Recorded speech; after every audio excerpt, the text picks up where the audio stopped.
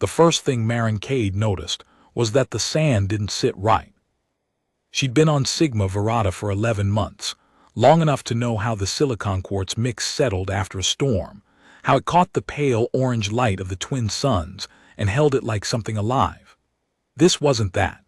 The surface near the eastern ridge had a texture like disturbed water, small ripples moving outward from a central point, slow and regular, as if something beneath it was breathing. She marked the coordinates on her wrist pad and kept riding. Her recon skiff kicked up a rooster tail of white silicon as she crested the ridge and dropped down toward the survey markers. Behind her, Tomas Reyes kept pace on his own skiff, 40 meters back, standard separation protocol for open desert fieldwork. The planet's surface was mostly stable. The colony surveyors had confirmed that 6 times over, but the quartzon substrate had a compression coefficient that could swallow an unsecured vehicle whole if the angle was wrong. You kept your distance. You watched your partner's line. You didn't assume the ground was solid just because it looked that way. She should have paid more attention to the ripples. The alarm was a single shriek from Tomas's emergency beacon, there and then gone, cut off mid-note. Maren spun the skiff around in time to see the sand collapse inward behind him. Not a sinkhole, not a compression event, but something deliberate and fast, the surface folding down like a mouth closing. His skiff tilted, nose diving, and then the sand just took him. The surface smoothed over in 4 seconds and looked undisturbed. She hovered at the edge of the collapse zone for 11 seconds. She counted. Then she opened a channel to the settlement. "Control, this is Cade. I need you to flag coordinates 77 north, 34 east as a restricted zone. Tomas Reyes is gone. Something pulled him under." The voice that came back belonged to Chief Administrator Harlan Voss. He had the particular tone of a man who had built his career on not panicking. "Cade, ground compression event." "No, sir." "Skiff malfunction." "No, sir." A pause. "What are you telling me?" She stared at the smooth white sand where Tomas had been. "I'm telling you the ground moved on purpose." Sigma Verata Station was not a glamorous installation. It was a cluster of prefabricated HAB units bolted to a basalt shelf on the eastern coast of the main continent. Population 412. Built to support the preliminary terraforming surveys that would determine whether this planet was suitable for full colonization. The basalt shelf was solid bedrock, not substrate, and the survey committee had selected the site specifically because it was geologically stable. What nobody had modeled in their 17 months of pre-settlement surveys was what lived below the Silicon Desert. Maren made her report to the full administrative council, standing in the center of their conference ring in her dust-caked field gear, and she told them what she'd seen without qualification or embellishment. Tomas Reyes was gone. The ground had taken him.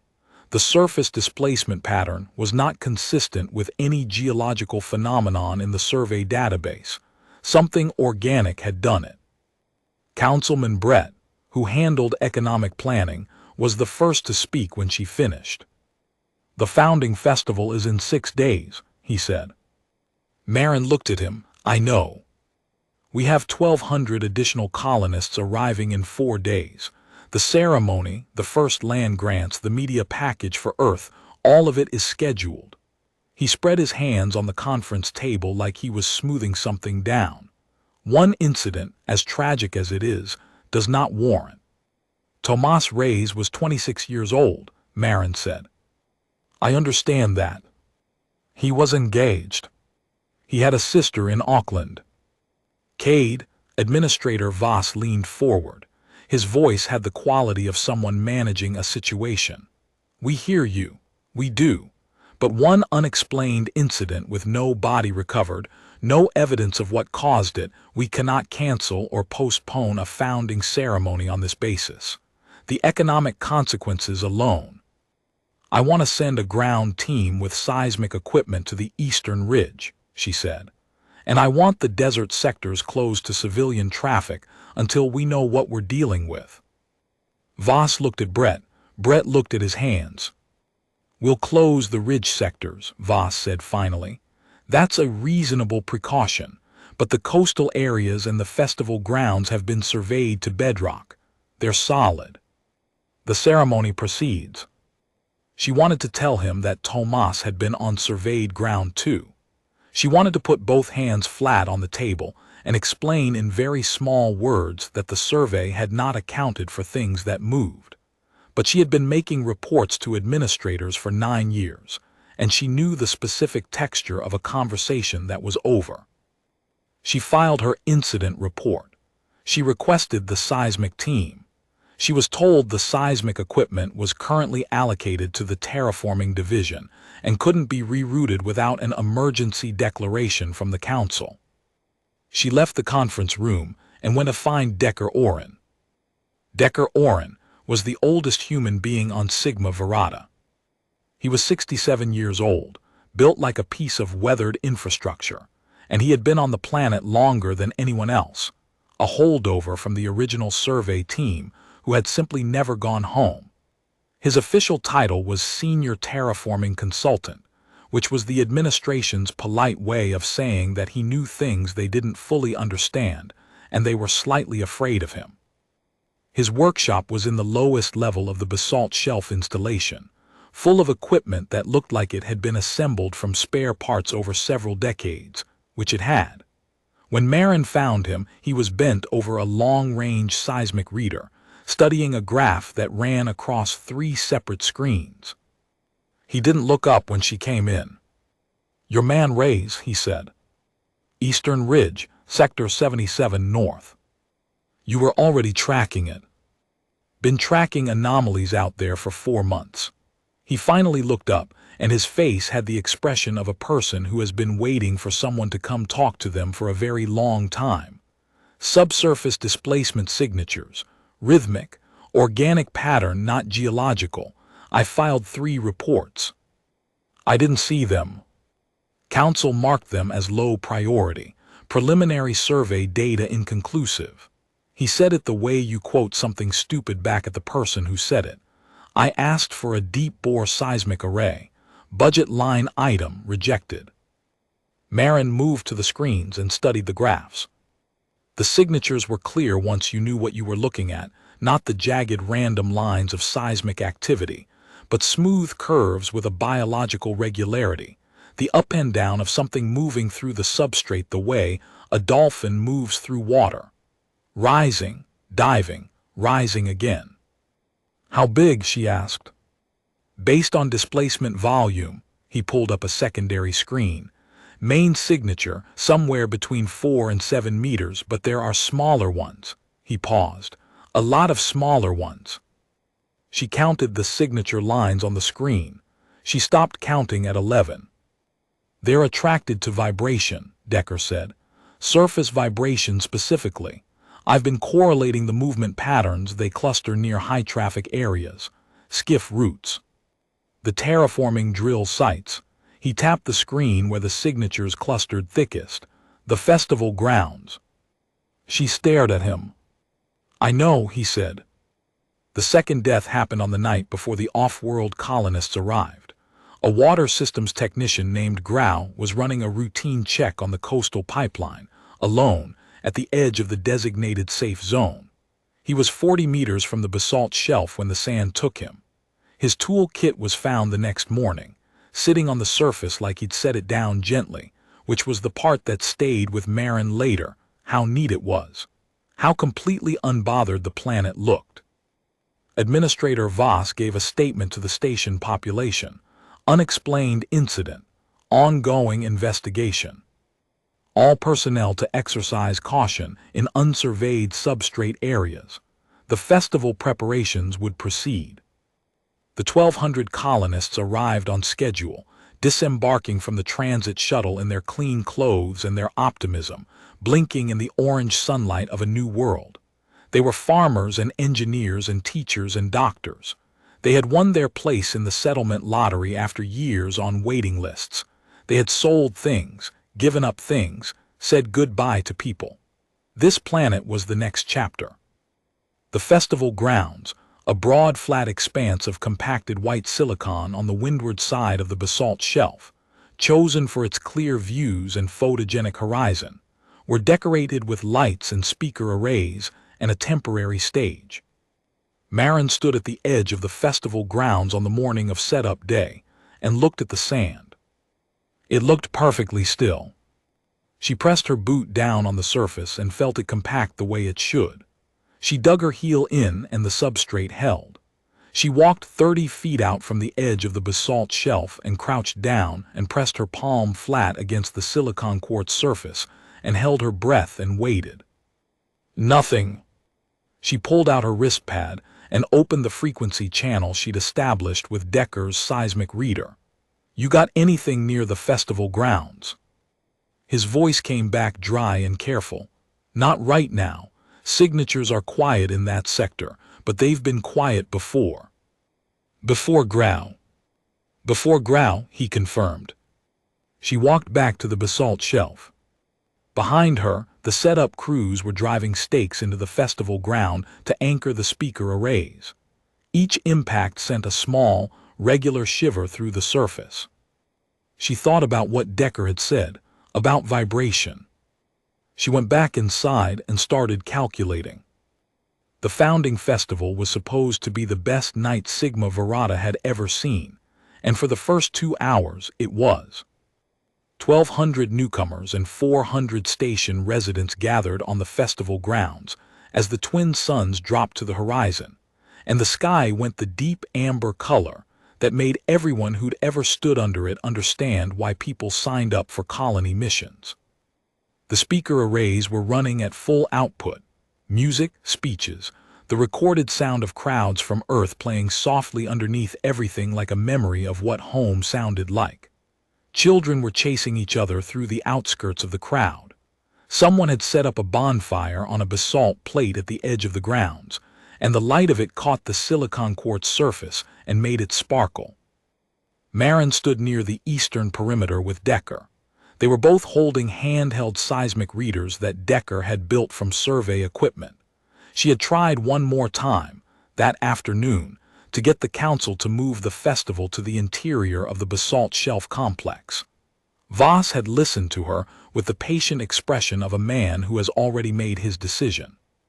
The surveys show the festival grounds are solid to bedrock, he said. The surveys were done before we knew what was down there, she said. Cade, I need you to trust the process.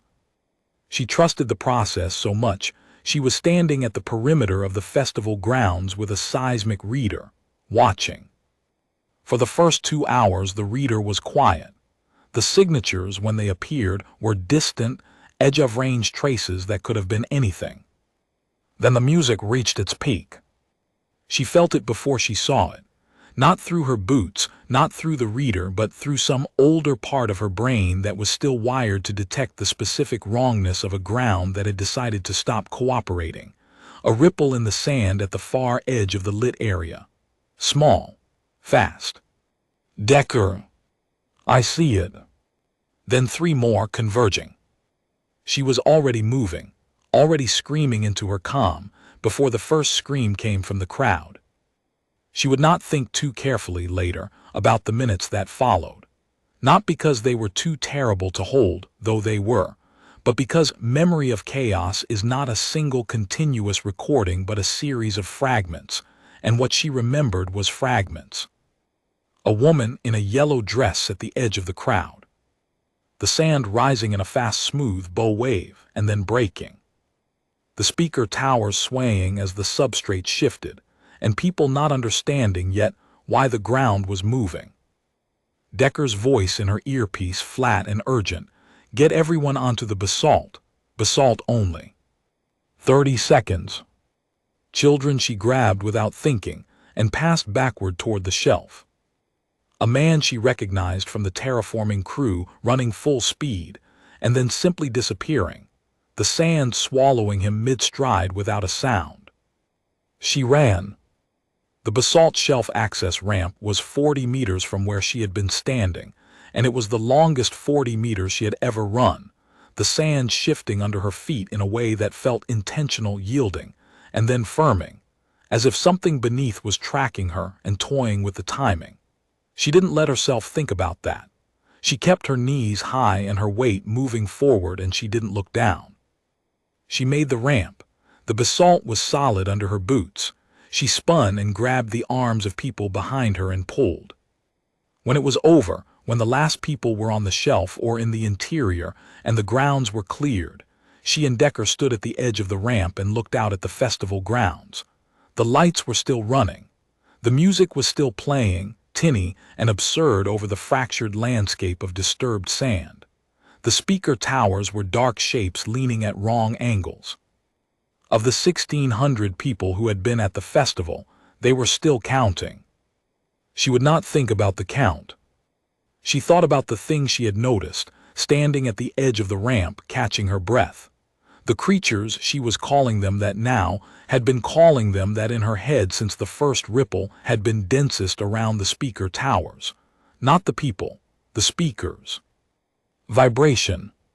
She found Decker and grabbed his arm. The speakers, they cluster near the speakers. He looked at her. His face was gray but steady. High-frequency surface transmission. They navigate by it, same as lateral line sense in. They hunt by vibration, she said, which means we can target them with it. Bait them. More than that. She took a breath. I need you to tell me everything you know about quartz-silicon phase transition under directed heat application. He looked at her for a moment. Then something shifted in his expression, not hope exactly, but the specific alertness of a person whose expertise has suddenly become relevant to survival. Glass, he said. Glass, she confirmed.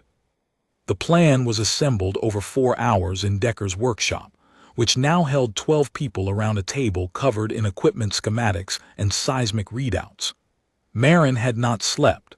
She had drunk 3 cups of whatever the fabricator produced when you told it to make coffee and stopped caring about accuracy. Here is what they knew. The creatures, she had started calling them Lundra, which was not scientific but which had come from something Tomas used to say. The planet has lungs, Cade. You can hear it breathing, moved through the silicon quartz substrate the way large pelagic animals moved through water. They were oriented by vibration. They were fast in open substrate and slower near hard bedrock. They could not penetrate solid basalt. Here is what Decker knew, which the rest of them didn't. Silicon dioxide, quartz sand, underwent rapid phase transition to amorphous glass at temperatures above 1,710 degrees Celsius. The transition was near instantaneous at the grain level. A sustained directed heat source applied to an area of substrate while Lundra were present in that substrate would vitrify the sand around them, encase them. The glass wouldn't crack easily under their mass, because the transition would happen faster than their response time if the heat application was intense enough. The colony had 3 industrial plasma cutters rated for basalt excavation. Each one ran hot enough to vitrify silicon substrate at close range. They needed the Lundra to cluster in a defined area. For that they needed vibration. High amplitude, low frequency surface transmission, the kind the festival speaker arrays had been pumping out before the attacks. The speaker arrays were still standing on the festival grounds. Some of them were still running, on battery backup. Marin looked around the table at the 11 other people. I need someone to go out onto the festival grounds, she said, and get the remaining speaker towers running at maximum output. All of them aimed down, not out. Surface coupling mode, she paused, while the Lundra are active. Nobody said anything for a moment. Then a young engineer named Solis, who had been on the planet for 3 months, and who Marin had previously known mainly as the person who always burned the communal coffee, raised his hand slightly. I'll go. You understand what you're describing, she said. It wasn't a question. Someone's got to attract them to the kill zone. He said it the way you say a plain fact. The speakers alone won't do it. Something moving out there will help. I'm fast. She looked at him for a long moment. She wanted to tell him no. She wanted to tell him that she would go, that it was her plan, that she didn't ask people to take risks she wouldn't take herself. She wanted to tell him to wait and think about it. Okay, she said. He nodded once, like they'd agreed on a meeting time. They went out at 300, when the twin suns were both below the horizon and Sigma Verada's sky was a deep black hung with unfamiliar stars. The festival grounds looked like the aftermath of something. The lights still burned, running off their independent cells, and the sparkling silicon quartz surface reflected them in a way that made the destruction look almost decorative. Overturned tables, dropped things. The basalt bonfire platform sat intact at the far edge, its embers still glowing. The seismic readers were showing low activity. The Lundra, as best Decker could interpret the signatures, were settling. Deep, slow movement in the substrate, the way a large animal rests after feeding. They were going to wake them up. Marin's team moved in two groups. The plasma cutter operators Decker and two terraforming engineers named Yusuf and Cho took positions at the edges of the kill zone, which was a roughly circular area 60 meters in diameter centered on the speaker array cluster. They were on portable basalt slabs, 2-centimeter thick plates cut from the shelf, which Decker had said would be enough, probably, to keep them safe from anything that wasn't directly underneath them. Probably. Solis went out alone. He moved fast and low across the festival grounds, ducking between debris, staying on the balls of his feet the way you move when you're trying not to trust the ground beneath you. He reached the first speaker tower, still standing, still running. He pulled the output controls from the housing and switched it to surface coupling mode, aimed the array straight down, and cranked the output to maximum. The bass frequency hit the substrate like a blow. On Marin's seismic reader, the signatures shifted immediately. The deep slow patterns jumped to alert, fast curves, clustering, orienting. Solis moved to the second tower, third, fourth, each one a burst of high-amplitude surface vibration, each one pulling the signatures closer.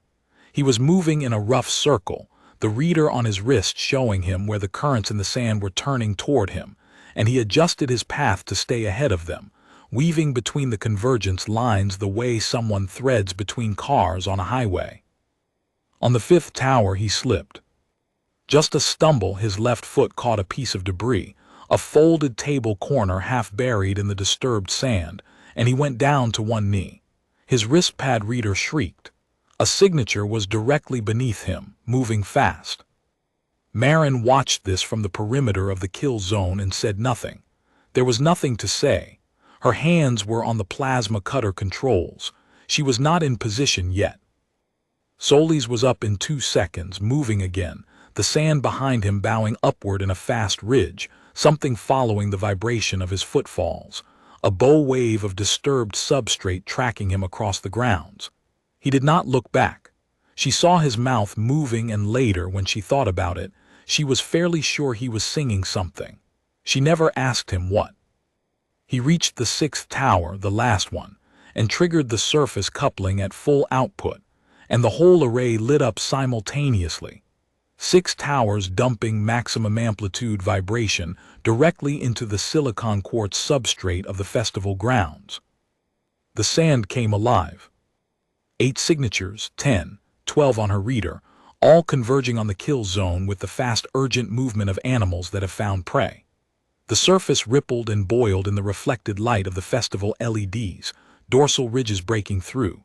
She got her first actual look at them, pale and enormous, the size of large transport vehicles, their fins cutting the sand the way a shark's fin cuts water, except all of it wrong, all of it land, all of it the thing you don't expect the ground to do. Solis was running.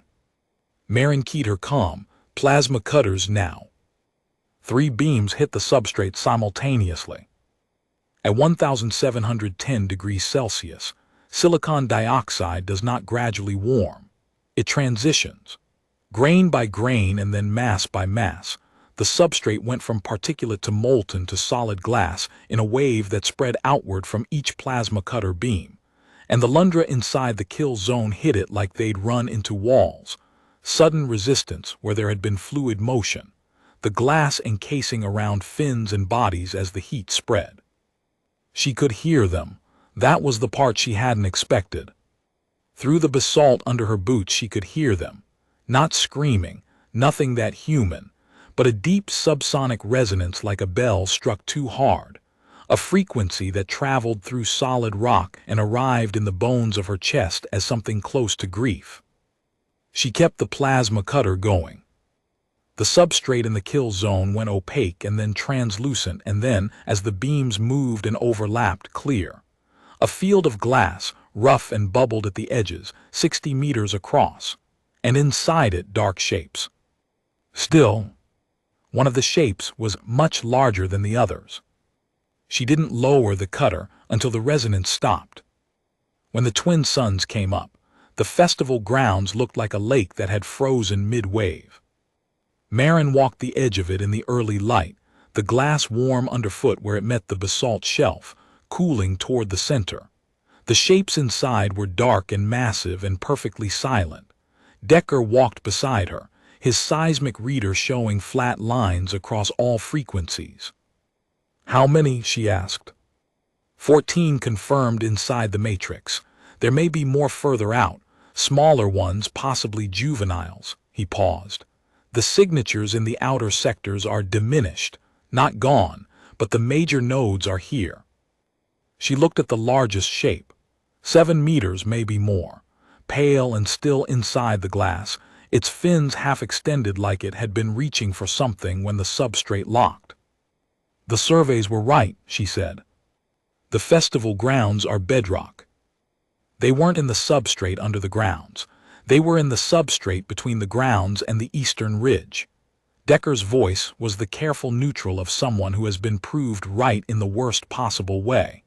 They followed the vibration in. She thought about the speaker arrays running for 2 hours before the attack. 6 towers at full output, 1,200 people talking and dancing and celebrating the beginning of something. Of course they came. She crouched down and pressed her hand flat against the glass. It was warm and smooth and slightly rough at the surface where the granular transition hadn't been quite complete. She could see the edge of a fin preserved inside it like an insect in amber. She thought about Tomas Reyes, who had noticed the sand wasn't sitting right. She thought about Grau's tool kit, sitting neat on the surface. She thought about Solis, moving in the dark between 6 speaker towers while the substrate tracked him, singing something she'd never asked him about. She stood up. "We need deep-bore seismic arrays," she said. "Full coverage eastern sector to western shelf, before we allow any traffic back onto open substrate. And I want a full species analysis, biology, range, behavior patterns, reproductive cycle." She paused. "And I want it understood formally in the administrative record that this planet was surveyed inadequately before settlement authorization was granted." Decker made a sound that might have been agreement. "Also," she said, "I want Solis given whatever the colony awards for courage, whatever we have. I'll pass that along." She looked out at the glass field, at the twin suns climbing over the eastern ridge, at the white silicon quartz desert stretching to the horizon, beautiful and luminous and not safe, not even close to safe, but hers now in a way it hadn't been before. They had learned something about this planet. The planet had tried to keep it secret, but humans were bad at taking no for an answer, and eventually you always found the weak point. You heated the water and it became something else. You turned the ocean to glass, and then you walked on it carefully and you started again. She pulled out her wrist pad and opened a channel to the settlement. "This is Cade," she said. "I need to speak to the council." She waited 3 seconds for the connection to establish, and in those 3 seconds she thought about what she was going to say, and how she was going to say it, and what words she was going to use to describe, to people who had not been on the festival grounds, what it felt like to watch the substrate light up, and the things inside it go still. She decided she would use plain words. She always used plain words. The connection opened. Administrator Voss, she said, we need to talk about what the surveys missed. He started to say something. She talked over him calmly, the way you state a fact. This planet has teeth, she said. I know where they are now. So here is what we are going to do. Outside on the glass field, the twin suns climbed, and Sigma Verada shone.